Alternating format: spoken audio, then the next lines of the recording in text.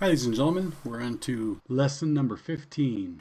Today what we're going to do is we're going to talk about section 3.4, and specifically we're going to look at the more formal definitions for the words that we've been using since the very beginning of the course. We're going to take a look at what does it mean for a set of vectors to be independent or linearly independent, and of course the opposite of that being linearly dependent. We're going to take a look at basis. We're going to take a look at dimension. We're also going to review the word span. That's an integral part of what we're talking about, along with vector space, because the vector spaces are the fundamental component of understanding, if you will, for linear algebra. I'm not going to go through the summary. All of the information that's provided there we will talk about as we move forward. Notice also that we have the word rank. So the dimension of the column space is measured by counting the independent columns, and the number of independent columns for a matrix is the rank of the matrix. So we talk about rank, not rank of a vector space, but rank of a matrix. And that is the number of linearly independent columns in the matrix, once we've done away with the redundant vectors that might be in there. The word for the kind of size, if you will, of a vector space is dimension, and we'll talk about that in just a little bit. So I'll leave you to read this information here coming down, and then what we want to do, I just want to be a little bit specific. I think that some of the terminology that Strang uses here can be a little bit obsequious. So independent vectors, he says that means there are no extra vectors. Well, that's not the technical definition, but it's not a bad definition. It means that there are no redundant vectors. That's the term that we've been using from Sanderson since the very beginning of the class. No redundant vectors. And then the next one he talks about spanning a space. Enough vectors to produce the rest. I think this is the most confusing kind of notion that he's selling us here. So spanning a space, we're talking about a set of vectors, and we're talking about whether or not a set of vectors spans a vector space. So this is really a set of vectors. And let me just give you an example. If I have the vectors 1, 0, 0 and 0, 1, 1, does the span of this set of vectors equal R3? And the answer is no. I don't have enough vectors to span R3. So that's what he's talking about when he means enough vectors.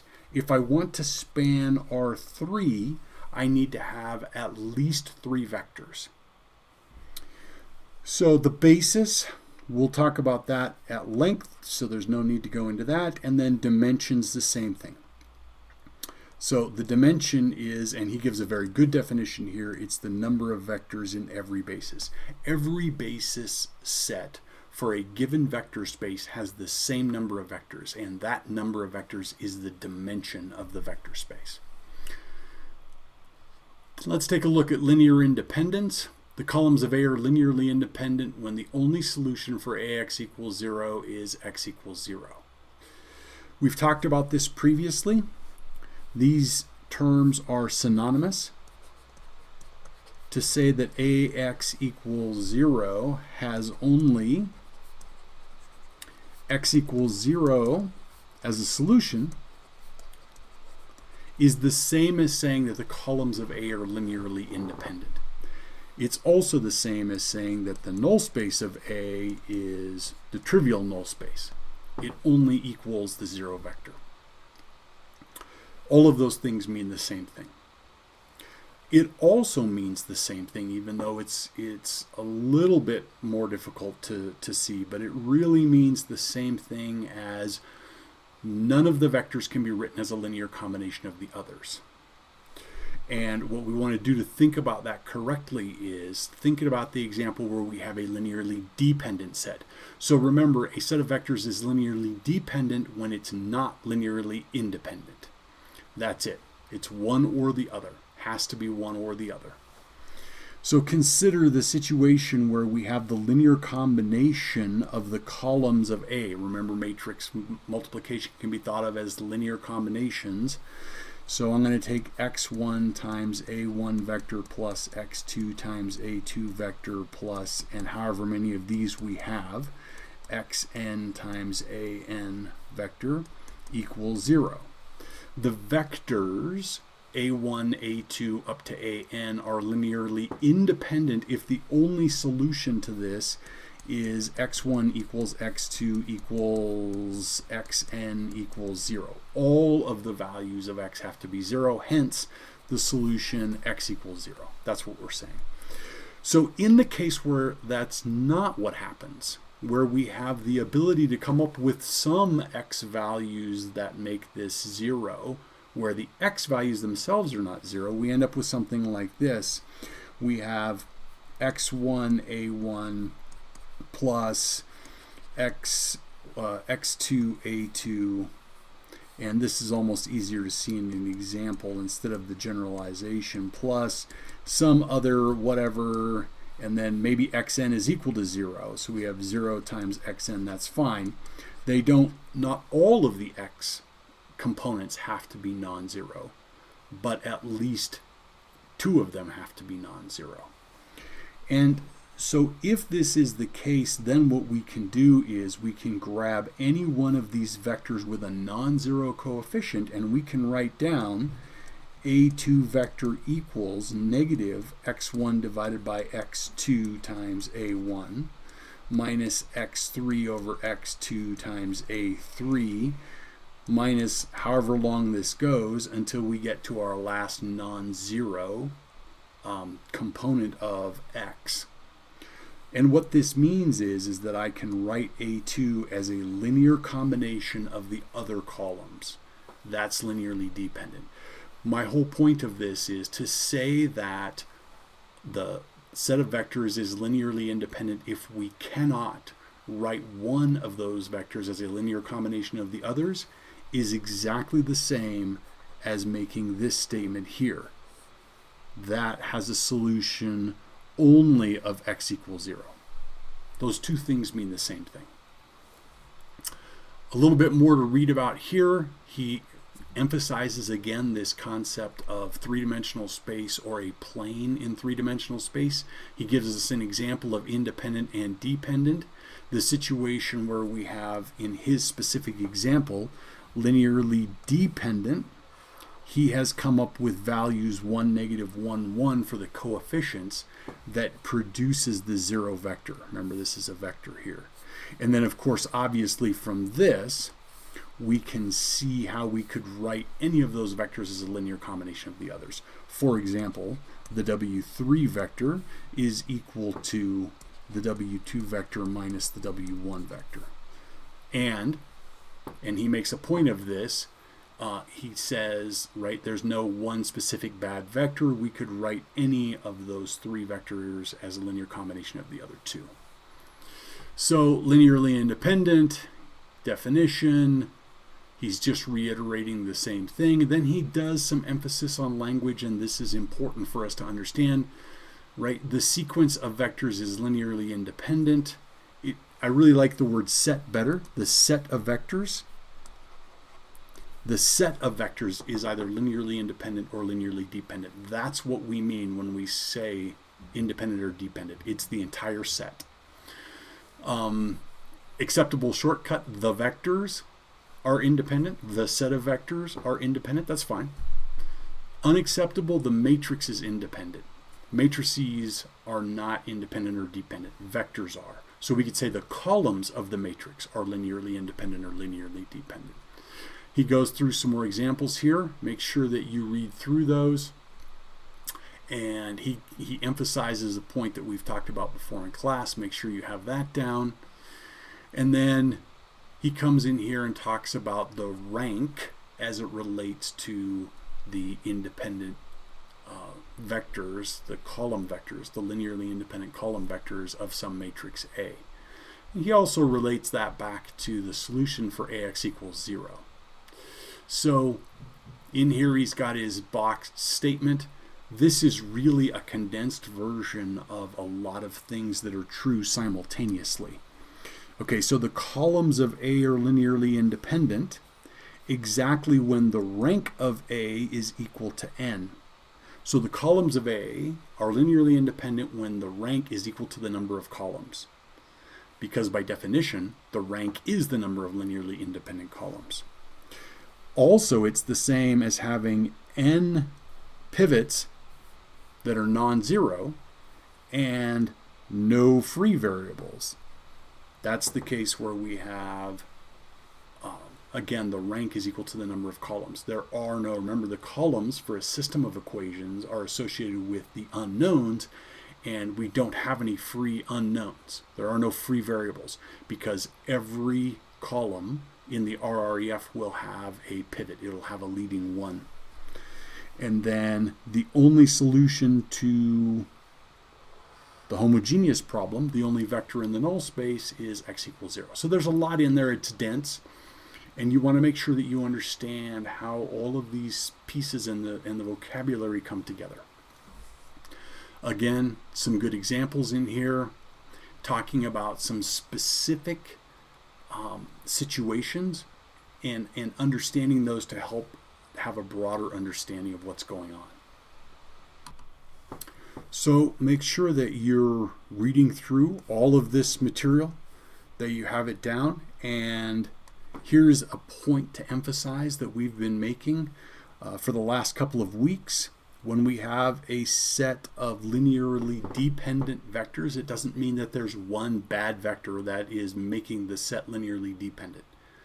It just means that we can write at least one of the vectors as a linear combination of the others. But there's not just one vector where that's going to be true, right? There's going to be at least two vectors where that's true and possibly a lot more. Right, so then we get into vectors that span a subspace, and he reiterates the word span. So remember, the span is all possible linear combinations. So when we talk about the span, for example, of the columns of A here, 1, 2, 3, 4, 7, 5, that span is a plane. It's a vector space. It's all possible linear combinations. It's a plane in R3. We know we're dealing with R3 because the vectors are three-dimensional. Then he talks about the span of the columns of A transpose, 1, 4, and 2, 7, and 3, 5. Those vectors are necessarily linearly dependent, and he explains why a little bit earlier. And this span is equal to R2. And this is kind of leading into the concept of basis, which he's going to talk about next. But let's just state clearly that this set of vectors, a basis is a set of vectors. This set of vectors is not a basis. Is not a basis. So why is that the case? He does an excellent job. This is really well written here. Two vectors can't span all of R3. There's no way we can take two R3 vectors and span all of R3. That's the situation here. These two vectors cannot possibly cover all the vectors in R3. That's impossible. Even if they are independent. Four vectors can't be independent in R3. We can't have four vectors in R3 that are linearly independent. So what the basis is it is enough independent vectors to span the space, but no redundancy is allowed. So for R3, every basis has three vectors. It has enough vectors to span the space, but it never has too many vectors. And that can seem a little bit, kind of suspicious or difficult, but it's actually quite straightforward. And he gives us the definition here. A basis is a set of linearly independent vectors that span the space. There's another definition that goes along with this. It is a minimal spanning set. So a basis is a minimal spanning set.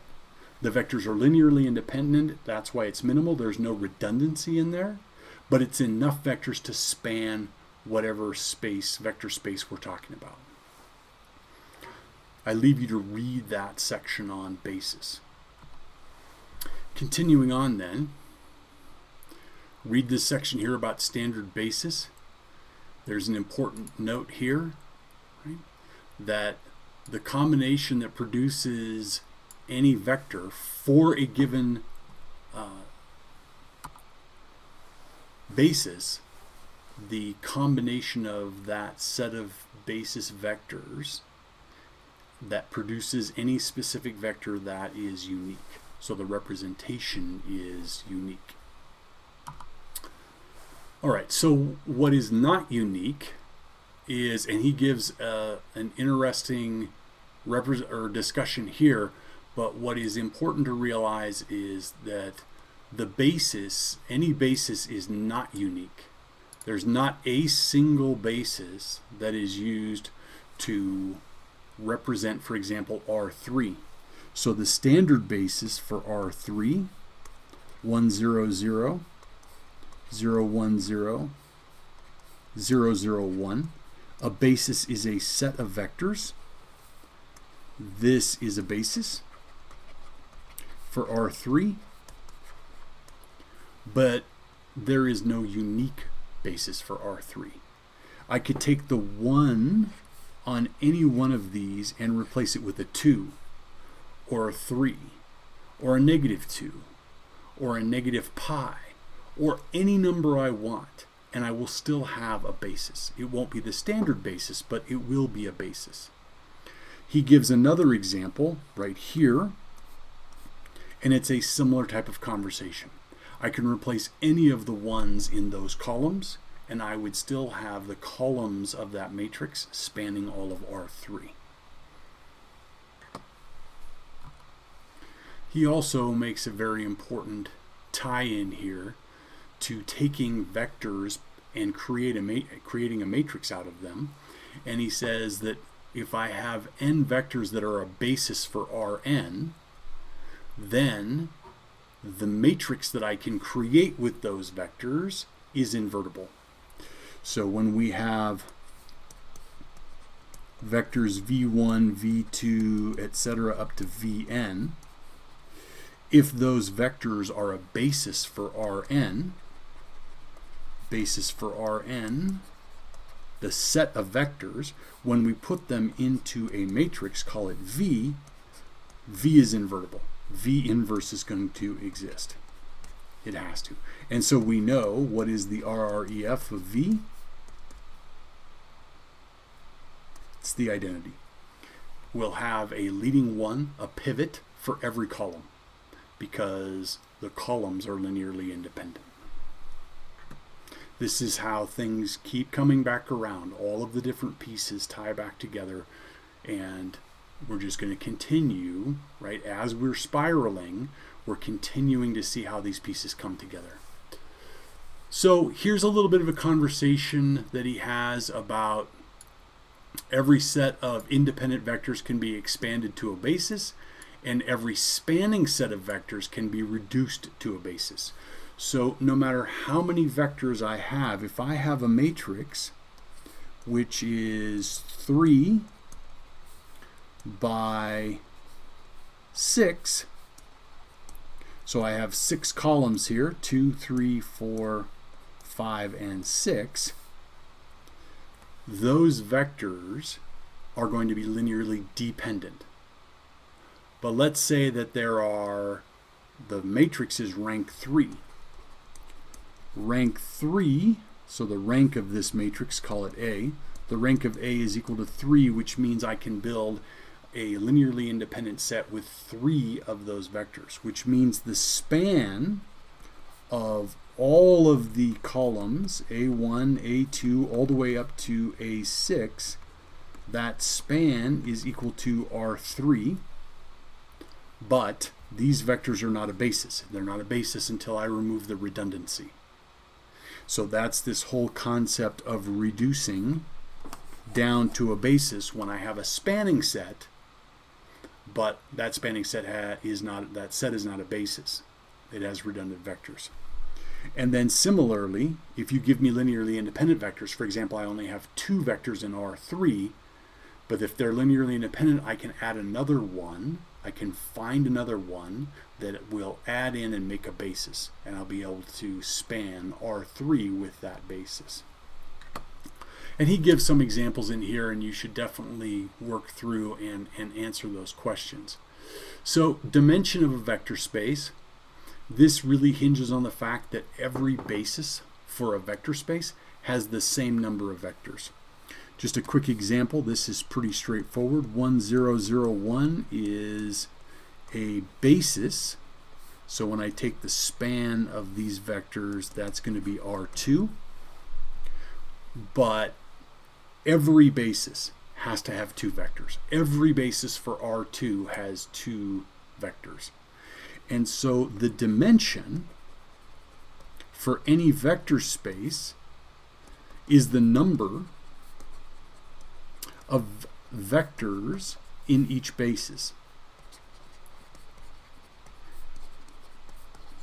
Because every basis has the same number of vectors. So for R2, every basis has 2 vectors. And that's the definition that he gives us right here. So what I want to do is I want to talk a little bit about how we can use the RREF to find these bases.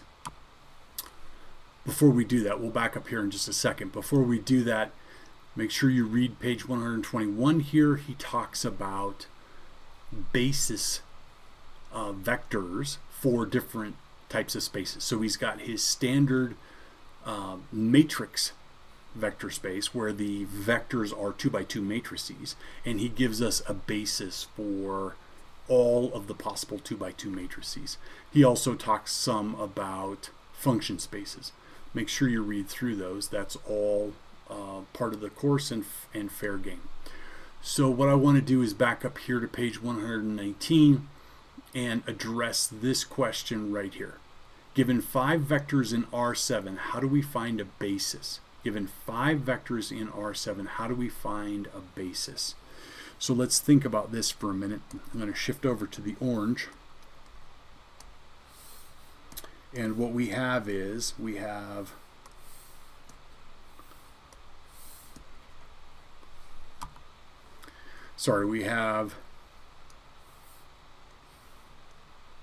a matrix where we're going to put these vectors in. We have vectors from R7 and we have 5 of them. So we have 7 entries and we have 5 columns. And so he says, hey, how can we find a basis for these 5 vectors? Well, in order to have a basis, we need them to be linearly independent. So he tells us we could do exactly what I've set up here. We could put the 5 vectors in as columns of A. And then if we run our RREF on this, we are going to end up with pivots. And we know that the columns associated with the pivots are going to form a linearly independent set. And that linearly independent set is a basis for the column space of the matrix.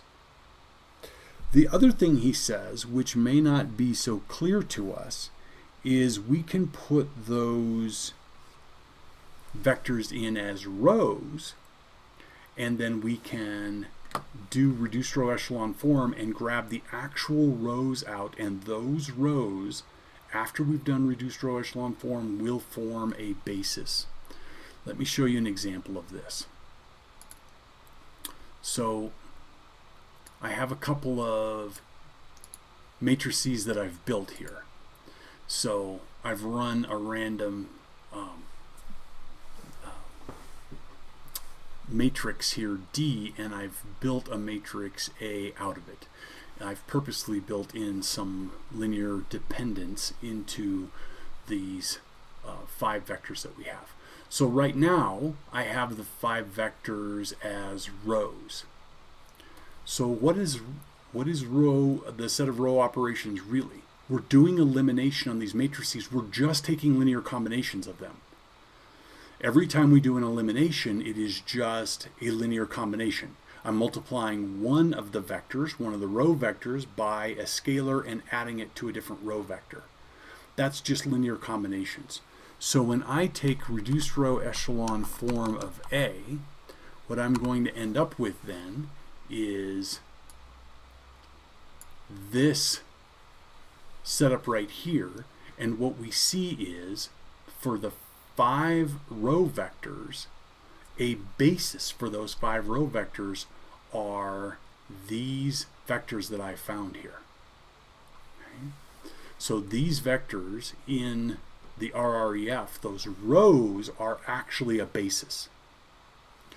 Another way to do this, which you're more familiar with and more comfortable with, is to go ahead and take the matrix and take the transpose so that the vectors that we're interested in are now the columns. And when we do the reduced row echelon form, what we find is we find that the first and the third columns form a linearly independent set. So let me write down A transpose so we see it. So here's A transpose, and the first and the third columns form a linearly independent set. Sorry, it's bouncing around a little bit. So the first and the third columns form a linearly independent set. But here's the crazy thing. The span of those 2 columns is exactly the same as the span of the 2 rows when we did the reduced row echelon form of those vectors as the rows. Because all we did were row operations, which are just linear combinations, we haven't changed the span of those vectors. So the resulting vectors here span exactly the same space as these 2 columns. So that takes a little bit of practice, and I recommend that you go and build some 3x3 matrices or 3x2 matrices and play around with this a little bit to see and understand what it is that we're talking about when we talk about the reduced row echelon form rows. We're thinking about the rows versus thinking about the columns by taking the transpose. All right, let's take a look at our questions. So we have our questions here. That's it. Thanks.